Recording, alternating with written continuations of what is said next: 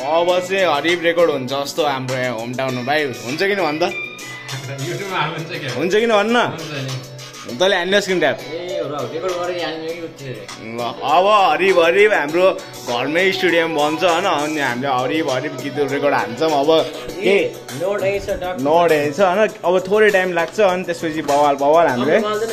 अब चाहिँ हाम्रो सेटअपहरू सबै म्याकको सेटअपहरू सब किन्छौँ अनि त्यसपछि बवाल बवाल घरमै बिट बनाउँदै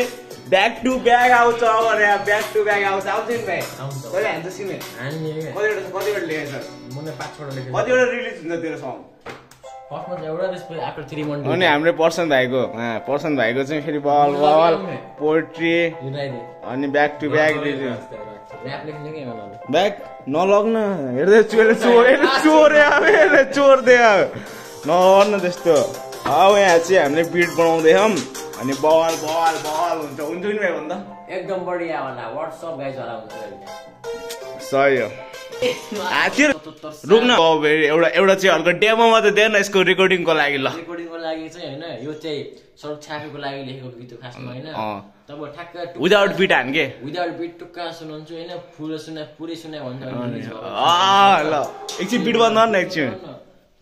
यो 2077 साल साउनको 12 गते 81 आँखा खुल्यो रातिको 12 बजे अलि देन बेडमा हैन फोहोरो नाला माथि समाजले नि नाम दियो भनी मलाई सडक छापे जस यति हो अहिलेको लागि चाहिँ ल यो यो यो ए बिटियाको नाम का हो रे बोली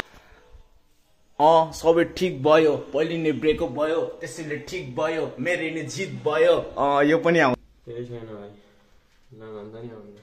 किन आउँछ नाम आएको त मेरो दुओ खेलेर बस्यो है के रे सिओसी खेलेर बस्यो मेरो आइडी लक के कति होला टाउन 14 होला कति होला तेरो यो 12 ए मेरो लक 14 होला